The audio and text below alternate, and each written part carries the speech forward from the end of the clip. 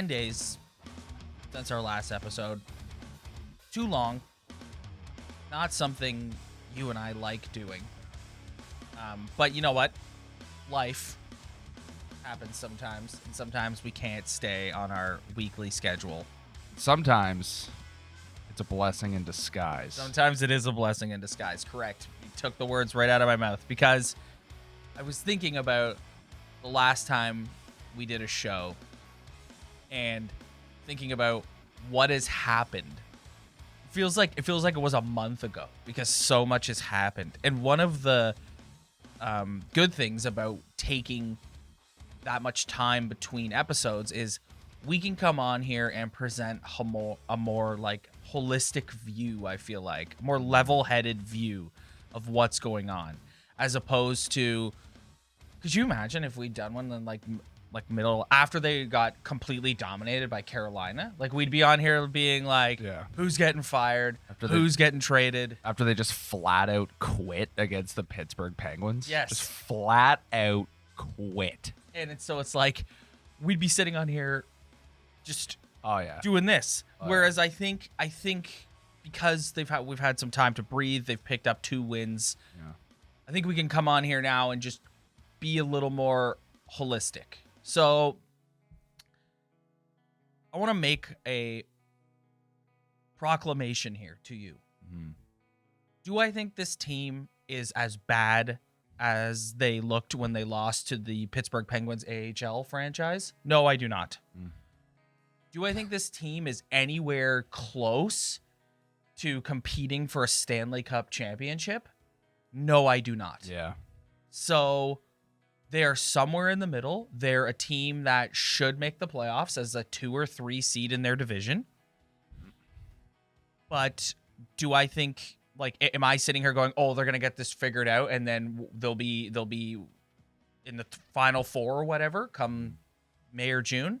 No, I don't think that's going to happen. I don't think they're that good of a team. Yeah. I see the exact same hockey team I've been watching for the past 3 years. Like, when it goes bad, it goes bad. Yeah. Like, really bad. Like, quitting bad, embarrassing bad, fire everyone bad. Mm-hmm. And then Detroit, finally, their biggest problem this season so far has obviously been scoring, because that's their bread and butter. So if they're not scoring, they're not doing anything. Mm. So I'm watching that game. Tavares finally has a good night. Guys are finally getting points, but there they are, scoring nice goals off nice plays. And then what happens after every goal? They spend 5 minutes in their own zone getting dominated and giving up goals. So, like, I'm watching that game being like, this is how they have to win and make the playoffs, which is the same way they've had to win and make the playoffs the past however long they've been making the playoffs for. Yeah. So it's like there's no improvement anywhere. Like, that's what there's no improvement anywhere. It's the same thing. Just your top players have to get on the board. Like against Detroit, John Tavares finally getting on the board, making nice plays. And you're like, there you go. There's John. Mm-hmm. Yay. But then you remember, you're like, oh, wait, they're about to give up a goal 2 minutes later, getting dominated in their own zone, not covering. Like, some of the goals they gave up, Nylander got walked. Tavares wasn't covering a guy. Matthews wasn't in the right position. Like, it wasn't like Andre Kasha. It was like, no, they're top players in their own end, missing assignments after they just scored a goal, giving up another goal, giving up momentum, making their goalie, who's coming back from an injury, just ruining his confidence right out of the gate. Yeah. It's like, I kept thinking that watching the game against the Wings too. I was like, this poor guy. Like, he just comes in, gets hurt. We makes it back. We couldn't get a Picasso defensive performance for the guy to give him some confidence. Nope. Instead, we got to miss guys making ridiculous money, missing the easiest defensive assignments I've ever seen. Like, so I wanted to. This is good because it's taking us in the direction that I wanted to go in. Why isn't that improving? Why isn't that changing? Like, what is going? Like, why can you not get your head around it? And to me, it's just what you're talking about are mental mistakes. And this team is so weak and so frail mentally. Like, after the Carolina loss, Like, we all saw in the All or Nothing documentary the Sheldon Keefe and his demeanor, and he loves to throw a million F-bombs around. Yeah. You could see him behind the bench after the Carolina loss and when they went down 2-0 to Chicago, where he's just kind of standing there and he knows, like, I can't yell at these guys. Like, these guys are paper thin. Yeah. If I yell at them, they will just crumble and break. And it's just like, there's a cultural problem here with respect to that. These guys are like this. Like, why is this like this? Why is overcoming adversity so hard for you? Like, why? And people, there's all kinds of like strife in the fan base right now. You've got the people who are like, stop being negative, support these guys, help them work through it. And then you have the other people who are like, no, this is year 6. Figure it out type thing. I lean more to the this is year 6, figure it out. Another thing that I think about when like I start discussing like cultural issues with this team is what you flagged when watching All or Nothing. The general manager is not a very cold-blooded guy, and he wants to be everyone's pal. And I do think there is some, I think it gets carried away and blown out of proportion by certain people who are very upset. But I do think there is something to the country club, no accountability chirp that gets lobbied at the organization. And I think to bring this full circle back to your original point is the same mental mistakes keep happening. Because they're allowed to happen. Because everyone here is just like, oh, it's okay, guys. I know. We're going to get it figured out. We're going to get it sorted. And it's like, no!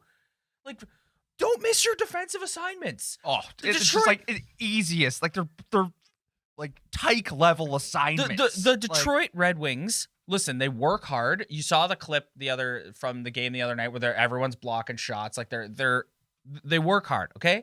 But on paper, one of these teams is supposed to be a Stanley Cup contender. The other one is supposed to be a bottom feeder. Why are you holding on by your fingernails to pull that win out? The Chicago Blackhawks hadn't held a lead before the drop of the puck against the Leafs, up 2-0. Have to escape by the skin of your teeth with an overtime win. Both goals given up in that game were also defensive gaffes. Yeah. Like giving up breakaways and 2-on-1s. Like, to me, it's like we can sit and we can talk X's and O's, and we can talk Jake Muzzin, Justin Holl. We can talk like, but to me, this is just holistically, there is a cultural mental problem here. Yeah. Like, I don't know who's, like I said, I think it's sort of, if I was going to point blame on someone, I would point my finger towards the general manager, because I think he's allowed the culture here to get really sort of like, I don't know, like, what's the word I'm looking? I don't want to say soft, but like, no, it's soft. Soft, yeah. Like, he's allowed the culture here to get so soft. Like, what are we doing, guys? What are we doing? Yeah, I'm with you. I always try to see like the perspective of like the player, even though I may not agree with it, but like, it's like if the media is being really hard, then yeah, it is hard. But like, I'm over that. Yeah. It's time to grow up. Why do you care what, I don't know if I want to name drop reporters, but like, why do you care what he says? Yeah.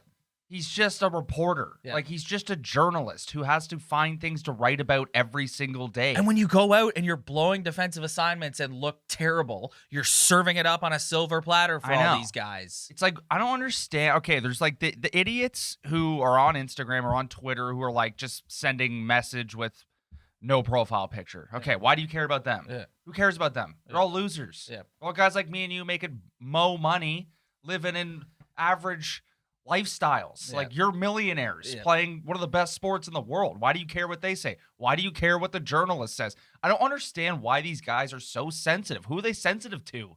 A bunch of people in this city or a bunch of nobodies? Well, and it just starts. It just like, starts. Why? How is Austin Matthews like one of the biggest like cock of the walk dudes in pro sports right now? Yeah. Tall guy, big guy. He can get any girl he wants in the city. He could score 50 goals a year if he wants to. How is he getting mentally affected by Steve Simmons. I don't understand. Well, it's but the thing is it's not just the media that they get affected by. It's the fans. Listen, I love the guy. We've praised him a lot on this podcast, and I think that he hasn't looked great to start the year, but I do think he's an important piece. But Wayne Simmons made a stupid comment last week, man, when he's like they're talking about the fans and how upset the fans are, and he's like, we're not going to let the naysayers get to us. It's like, you guys just lost to the Wilkes-Barre, Scranton, whatever the hell they're called, Pittsburgh Penguins. Yeah. And we're saying that's terrible, but we're the naysayers. Yeah. Okay. Yeah. And this whole sort of environment that this team has fostered, that Kyle Dubas has allowed, where they're like, everyone's out to get us, guys. We got to stick together. And it's just like, no. Look like the Stanley Cup contending team that you proclaim that you are. Like, when I'm watching them getting absolutely blown out, you can see it on all their faces. They all might be buddies. They might all be able to sit in the dressing room and being like, if we do this, this, this, and this, maybe we'll get there. I see a bunch of dudes who may be tight in the locker room or good friends outside of the team. But I see a bunch of dudes who know deep down that together they cannot win. Yeah. And they have the ability to get absolutely embarrassed. And you're right, they are so fragile mentally. And I think all of them know that when the chips are down, them as a group are just not going to get it done. They don't have what it takes. I will say, I don't think Jason Spezza believes that. Well, Jason Spezza is the GOAT, Yeah. so I don't. Jason Spezza is like the best player. I saw on the a lot of team, people on so- Twitter last night with your take about Jason Spezza on Power Play 1. buddy. Rewind the tape. Yeah. Go back to before the puck even dropped for game 1. I said that. I said, let this guy. I don't care if he makes what he makes. I don't care if he's a fourth liner. I don't care if Marner needs to be in that spot because he's your top guy. The No, bumper. you don't. I'll never let that go. How they're always like, he's the bumper. When your top power play sucks Like, yeah. more than anything, like I don't think I've ever seen anything that sucks more. For such a long time. Like sucks. Yeah. Like I don't understand how they're still doing it. How are they still doing it? Everyone's favorite quote, the definition of insanity, blah, blah, blah, blah. It sucks. Yeah. Like, stop it. And Put they bring in Jason this Spezza. guy. They bring in this guy Spencer Carberry in the offseason, who's just hyped as like he's coming in to. You can bring in Scotty Bowman. It doesn't matter. Yeah. The personnel can't do it. Yeah. So bring your cheapest, who's the best player on your hockey team, put him on his side where he likes to hold the puck and let him work. Because all your top players suck on the power play. He's last night. He's just I'm just watching, and it's like, where would the Maple Leafs be without Jason Spezza? Where would they be? I know, he's GOAT. Where would they be? And like at first, it's like we like to gravitate towards some dudes, and maybe we like them more than we should. But no, this guy's actually the best player on the team right now. Yes. Like he creates the most offensive opportunities. He's the best power play player that they have. He's like the biggest beauty they have too. Yeah. Like they have to. Like if you're watching that last night, it's like I can't believe they're still running these guys out here. Yes. Like you're embarrassing them now. Yes. For guys who are so mentally fragile, But they don't want to be on the ice together, not scoring again. it feels like we come back to this because that's the reality of this team. And we're going to come back to it again in 5 minutes when we talk about Morgan Rielly's new contract. But why are they out there? Because they make 44, like they all make so much money. And half the salary cap is going to these 4 guys. So it's like, you have to put them out there because why are we paying these guys? Why are you paying someone $11 million, $10 million if they're not able to be on the first power play unit? And so that's the plague of this team. The plague of this team. If by some miracle they end up going and winning the Stanley Cup this year, all of it will be forgotten. But I don't think that's going to I know it's early, but I don't think that's going to happen. So they're either going to make the playoffs and get eliminated in the first round, or they're not going to make the playoffs. And Kyle Dubas is going to get fired. And Kyle Dubas' legacy will be, here's a guy who came in here and tried to do things differently and failed with this. Like, it's just everything about this team, everything to do with it, even the way they play. Like, you're sitting here going, I don't know why they keep running these guys out here still. That's why. Yeah. That's why. And because of the money they're being paid. If he does get fired, I look back on him. This team finally did what was necessary and rebuilt and got players that they needed to be the next Hawks, to be the next Pens. And he was in control of executing like the final vision of that rebuild. And he bungled it. Has put them in a position where a lot of people are talking about rebuild. Yes. You took the rebuild and you slashed it, and now people are saying the word rebuild again. Yep. The word rebuild is like no, man. Get away from. Well, man, no. you look at their team. Oh. You look at their team, right? Even if they do have like even if they make it to the second round, third round this year, okay? You look at their team still, and you're like, what are you gonna do next year? Like, you just signed Morgan Rielly to a contract extension. Jack Campbell needs to get paid. Jack Campbell makes like $1 million. If he plays the way he's played through the whole season, are you going to find the money to pay him? Yeah, he's got to make at least what Mrazek's making. Exactly. So, all right, let's talk about the Morgan Rielly extension. So, Morgan Rielly, 8 years, 7.5 average annual value. I was surprised when it happened. I think everybody was. I just kind of out of the blue. Yeah. I heard this take on the radio this week, and I wanted to bring it up because I thought it was really smart. So, why is everyone on Mitch Marner? Why is Mitch Marner the target of all this vitriol in the fan base? Because his contract negotiation was so public. Yeah. Details like I need to be paid as much as 34 gets paid were made public. And then showed the first round and against the Montreal Canadiens. And a lot of people look at you and say you had a temper tantrum to get your money. Which like pisses off the baby boomer generation to like the nth degree. Yes. Like guys like me and you, we can kind of like whatever get past it. But like that older generation of Leaf fan. Oh yeah. Like that, like how many times have you ever heard Paul Marner? Yeah. Oh yeah. You're right. Yep. Not good. So Morgan, and it's perceived as greed. The fan base perceives it as greed, and I think that's some other negative PR around certain members of this team specifically. Is you didn't want anything, and you held a gun to the organization's head and said, "Give me every last cent." And we both know that it was not worth it. He's not worth it. No. Like that, at the end of the day, that's what it is for me. He's not worth the money. And that's why you never hear people criticizing Matthews, because I think you look at Matthews and you say, okay, like you're an elite superstar in this league. You're a Calder Trophy winner, Rocket Richard winner. Like, which is why I find it hilarious when he's like, oh, the fan base is too hard. Guys think they're coaches. It's like, what? No one ever criticizes you. Yeah. Everyone leaves you alone. Yeah, no one ever criticizes. What are you worried about? Yeah. Like, but Marner, it's perceived as greed and wanting every last cent. So that's why he's, I think, a large portion of the fan base is very upset with him.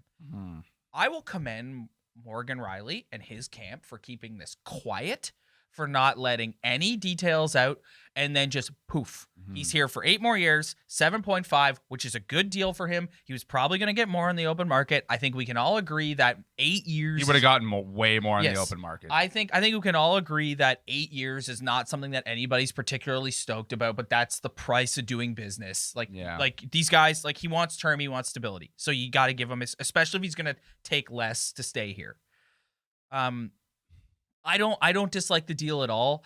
I understand people being upset and being like, here you go again, rewarding one of these core guys who hasn't won anything. Listen, dude, I get that. I do. I understand. Because like I feel that way about this team to an extent. Having said that, it is not an overpay. It's an underpay. Rasmus Sandin is with respect to replacing Morgan Rielly. There's no replacement. Rasmus Sandin is a year away from being a year away in that regard. He's 2 years away from being 5 years away. Like he's not like, I know that they had, and certain members of this fan base had like delusions of grandeur when it came to Rasmus Sandin. Oh, he's Listen, terrible. good. I wouldn't go that far. Rob, he can't skate. I know. Okay, good offensive upside. He's not Morgan Rielly. Let's just say that he's not ready to replace Morgan Rielly. Might be able to pass the puck better than Morgan Rielly, but I'm sorry, the guy can't skate. So he can't. He is quite slow. Did you see the goal he got? Carolina. You remember that goal where he got completely embarrassed in front of his own net? Like, So, I think it's good, and I think that there's a couple things that I wanted to continue to address with respect to the Morgan Rielly contract. Before we talk about the salary cap, I want to lament the salary cap. Here's a guy who was drafted by this organization. Several regimes ago has been a good soldier. Was in the discussion to be, he was like a finalist to be named the next captain. Yeah. I think it was probably him, Tavares, or Matthews that was going to be named the next captain. Mm-hmm. Like, loves being a Toronto Maple Leaf, loves this city, was very vocal that he didn't want to leave. And instead of just embracing a guy like this, we're like, but the cap, how are we going to make it fit under the cap? Is he worth, he's only getting like a $2.5 million raise. Yeah. So it's like, which is beyond fair.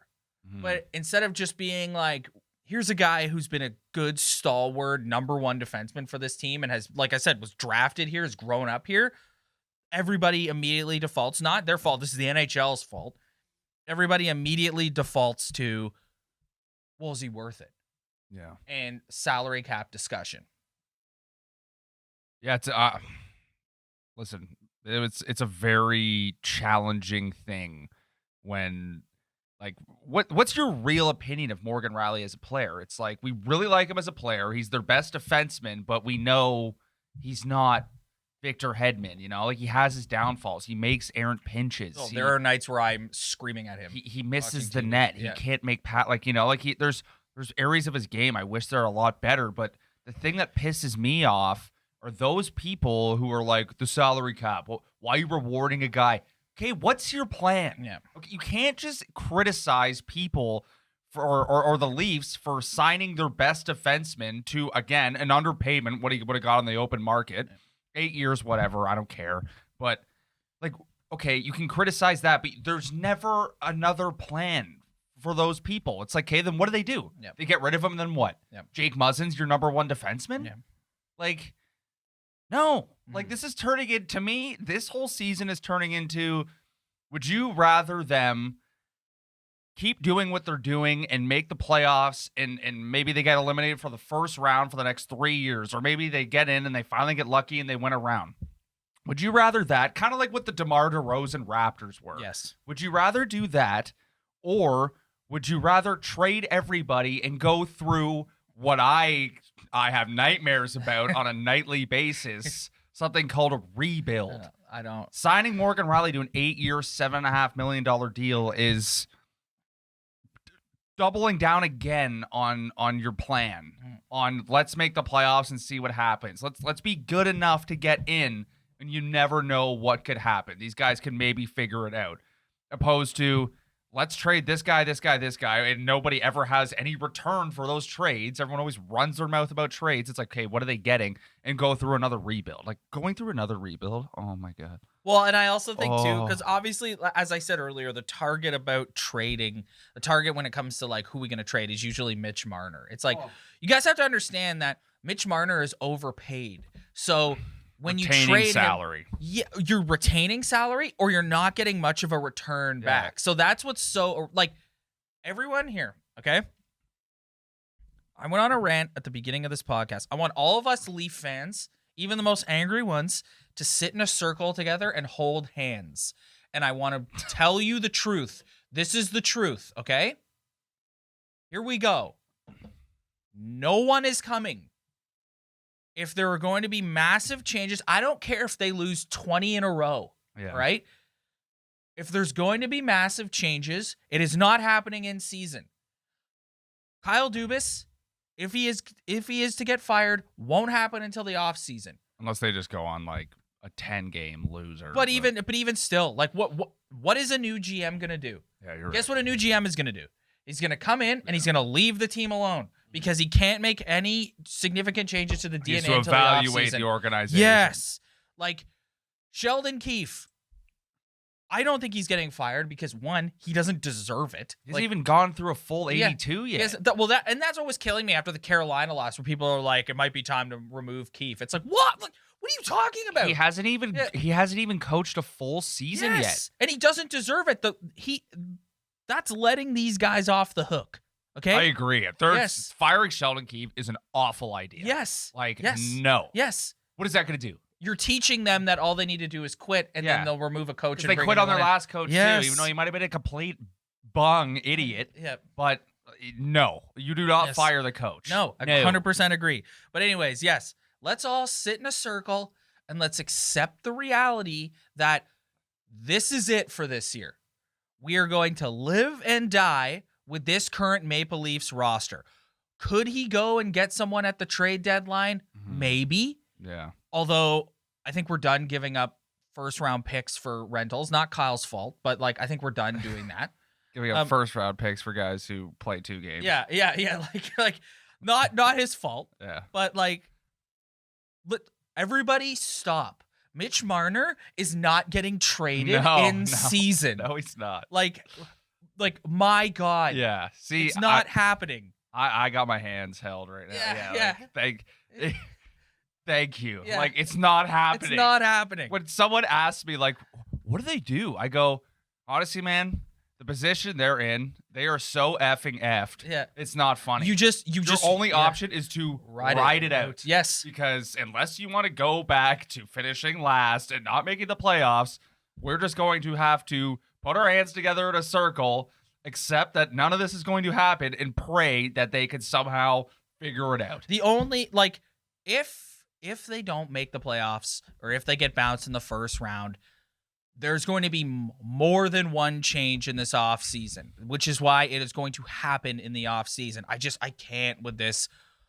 Well, you gotta look to trade Marner. It's what are we gonna do? Yeah, for what? For what? We're gonna make a December trade and trade Mitch Marner to Minnesota, and get who back? Yeah. Like name a team. A bunch of Justin Holes back. Name a team, and they're gonna be like they're retained $3 million of his contract. And they're in a situation where like we're in season, so the cap is hard. It's not like the off season where you can like go up over the cap for a few months and figure it out. It's like no. So it's money in, money out. Oh, I just like stop it. Yeah, stop it.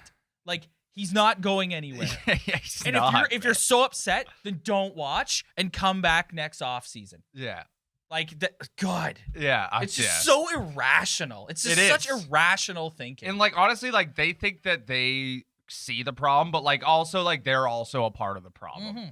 Like, that side of the fan base is also a part of the problem. Even though I said earlier the players shouldn't worry about the fan base, but, like, when something goes bad or when someone just doesn't understand like the way it is, it's like they're so irrational, and it's like you're such an idiot. Like, you're yelling at the sky, but you don't have any solution. Mm-hmm. Like, you're just hoping they have the solution that you're looking for. Yes. Like, no, you come up with a solution and get back to me. Yes. Because for now, you're not finding anybody better than Mitch Marner on. And that's and it's like, listen, I said earlier too, like I was saying, you know what, there's a cultural issue here.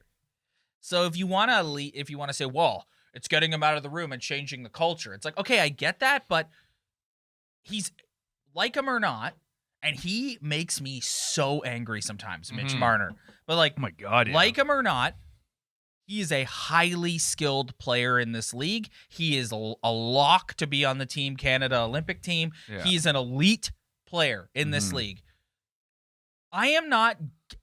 If we're making the decision, we need to trade Mitch Marner, fine. But we're going to do it right, and we're going to get something back, and we're not going to make sure we're not retaining any money Like, we're not just saying, we'll get him out of the room. You can't be irrational right now. Yeah. It's the last thing. Yes. Firing. And I think, like, Brendan Shanahan, in charge of all this, would know that. It's like, right now, I'm sure he knows what's going on. You can't be irrational with any decision with this team because you're already in a fragile enough state mentally. And just, like, the whole team itself is, like, just hanging on the edge of a cliff. Yes. You know? So, like, just doing anything... the best thing you've said on this podcast is, like, anybody who's saying fire Sheldon Keefe. Oh, it's like, insane. It's insane. That is the dumbest thing I've ever heard. It's like, insanity. No. Yeah, it's insanity. No. Like, Babcock was different. Babcock had run his course. We as fans were tired of him, so I can only imagine what how the players felt. And I can understand from watching Mike Babcock that playing for him wouldn't be easy. Yes. Anybody who walked away from that Amazon series thinking that Sheldon Keefe is a bad coach, you're insane. Is an idiot. Yeah. I actually loved him. Yes. I thought he was great. Yes. He sounds like Babcock. No, he doesn't. Yeah, no, he doesn't. Do you not remember what Mike Babcock sounds like? Yeah. He sounds like an idiot. Yeah, he does. Like this, I don't know. Don't fire him. That's dumb. No. That's stupid. All right, so this week, Vegas, who also is not having a great season. Tampa Bay Lightning, who are also not having that great of a start. The Boston Bruins, who are also not having that great of a start. But either. I don't care. The Boston Bruins could have 0 wins, and I don't care. Like I don't care. Like all at home too. Yeah, the Boston Bruins could have 0, have a big goose egg in the win column, and I still would be like, Those are 3 good teams on paper, and they're all coming to Scotiabank. So. Yeah. So I mean, we'll have to. They've got some like good positive momentum going now after the nice win. So let's roll with that. Let's keep that going. We've had so much content today that we haven't even mentioned the line changes. Oh, we've been going on rants. Well, because because it's kind of like what I said to you at the top of the episode. That's kind of what I mean. To me, that's like shoveling deck chairs. It's like, let's talk holistically what the problem is. Yeah, here. Yeah. But you saw Johnny play well last night. See, I'm not even worried about the forward pairings, because that was the thing. It's just like seeing Justin Hull come out of the lineup after they had a big old bone for him last year and sign him to a deal. They've been like, you saw Matthews in Chicago, like he's screaming at him down the bench. Yeah, because he sucks. Because he pulls up at the like he comes up over to the Blackhawks blue line, and then he like pulls up and throws everybody. It's like, what is it? Is this house league? Like, what are you doing? Yeah, he's terrible. Yeah, I've never really liked him as a player, so I didn't really mind seeing him get a healthy. I wouldn't say that you haven't liked him. I just think that you didn't buy into the hype. From last year. No, it's just like, this guy's a top 4 defenseman. Like, again, problem with this hockey team. That guy should not be a top 4 defenseman on any team. Like, no. Oh, I remember. We got to get out of here, but I did want to hit you with this quick before we get out of here. Do you give any credence to the theory that Kyle Dubas prioritized and had more of a sense of urgency about getting the Rielly deal done when he looks at what has happened with Zach Hyman and Freddie Anderson thus far? Absolutely. Yeah. 100%. Yeah. And it's like Morgan Rielly took the Zach Hyman deal. Yes. Like, there was that report. But you got a full no move. I know, but there was a report that Hyman got like a no move with a lot of years but less AAV, and I think Morgan Rielly was given that, and I guess he just likes being a Toronto Maple Leaf enough to take it. Listen, I think here's my take on Zach Hyman and Freddie Anderson, okay? Zach Hyman, you're playing with the greatest player in the world. Yeah, Zach Hyman knew where he was going. Yes. And if I were him, I would, if you're looking at your own individual success, it's not a bad move. At the beginning of this season, it's never been more clear to me that if you look around this league, Connor McDavid, everybody else. Connor McDavid might be the second best hockey player to ever play the game. Like, would you put him ahead of Wayne? Rob, he's easily in the top 5 greatest hockey players to ever be on the for ice. Sure. But so you said second. So are you still ranking Wayne ahead of him? Yeah, you have to. But when all is said and done, do you think he'll surpass Wayne? I think there's a very good chance. Yeah. Like, I think he's that good. Like, it's shocking. So that's my take on Hyman. Listen, he's playing. Like, talk to me in like 3 years with Zach Hyman, and let's see where he's at. Okay. I don't care about Zach Same. Hyman. And I'm happy for the guy. Whatever. Freddie Anderson. I don't care if Freddie Anderson doesn't lose a game all regular season. Mm-hmm. I will get upset if Freddie Anderson gets into the playoffs and his lights out in the playoffs because his struggle. He was. Yes, he had his moments, but his tenure as a Toronto Maple Leaf was always solid regular season goaltender. Loses his mind in the playoffs. And if you've been listening to this podcast since we started, I mean, I've always loved Freddie Anderson. Yes. I always thought he was a great goalie. But yeah, you needed a save when it mattered. So, I mean, Carolina, a pretty good defensive team. Look what happens. 950 save. Hey, hasn't lost a game. And then you bring poor. I agree with you, man. I'm watching the game against the Wings, and I'm like, let's get poor guy Peter Mrazek. Just wants to get off to a good start here, and he's just hung out to dry. Yeah. Dude, like the one goal that Nemestikov was involved in, like Nylander, sleepy Nylander was back. Oh my God. He's Poor been Peter he's been Mrazek. great thus far, though. All right, we got to get out of here. Thanks everyone for checking us out this week. If you like what you see, hit that like and subscribe button below. Also, check us out.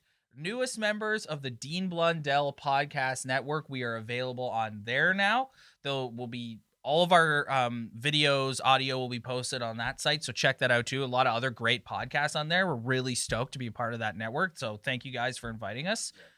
And that's going to do it for this week. And we'll see you guys next week.